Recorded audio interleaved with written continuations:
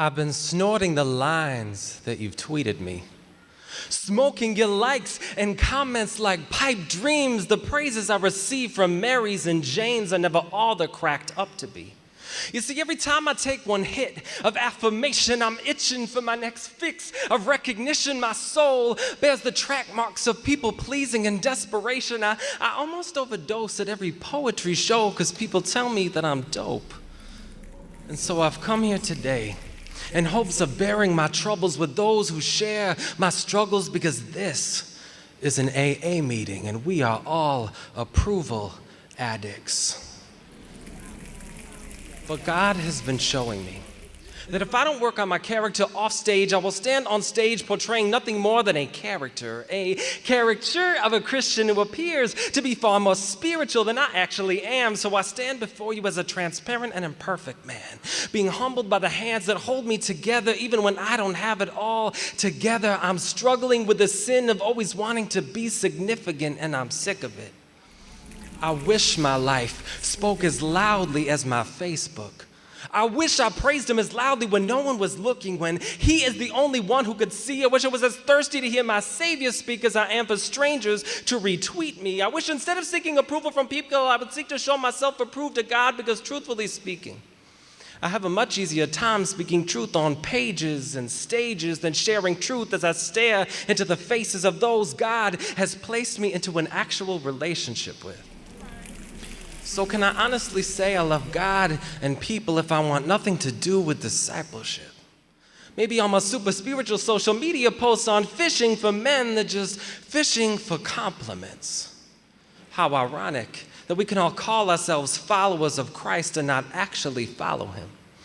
Because who wants to walk when you can talk on a timeline? Spending all day online, checking your notifications every 5 minutes, waiting on the world to applaud the depth of your spiritual life, as if in God's eyes, you haven't really arrived until you have at least 5,000 followers and your video's gone viral. But pride is a virus that Jesus gave his life to heal. And let's be real, Jesus didn't die so we could become somebodies.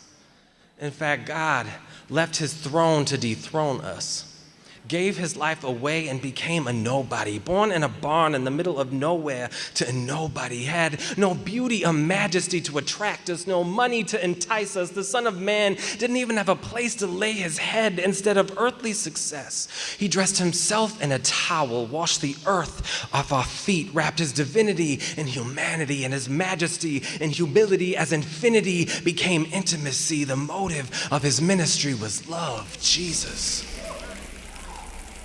Jesus did not go to the cross for applause or shed his blood for amens.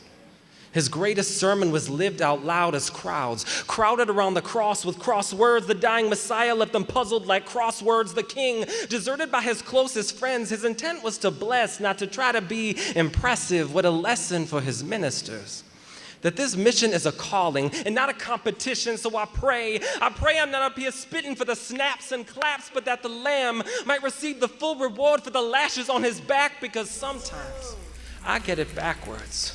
But I pray my motives back up my words, because it's absurd to think I could be full of the Spirit and myself at the same time.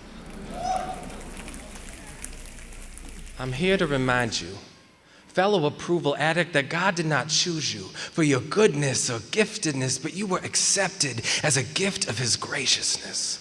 That the payment for your sin was never intended to buy you a platform, but to make you his platform. It's the Lord, not his performers, who should be on display, because as soon as pride walks on stage, God walks off. And the last I checked, only his words can cause the dead bones of a soul to rise to its feet, and only Jesus spitting can open eyes and cause the blind to see. I can drop bars, but only God can drop your bars and set the captives free. These spoken words might reverberate through this microphone, but when he speaks, he crackles the galaxies. The word who turned on light as heavy as gravity. So let the fact that he made you from dirt be the reality that brings you back down to earth, because you are way too small to be the center of your own universe.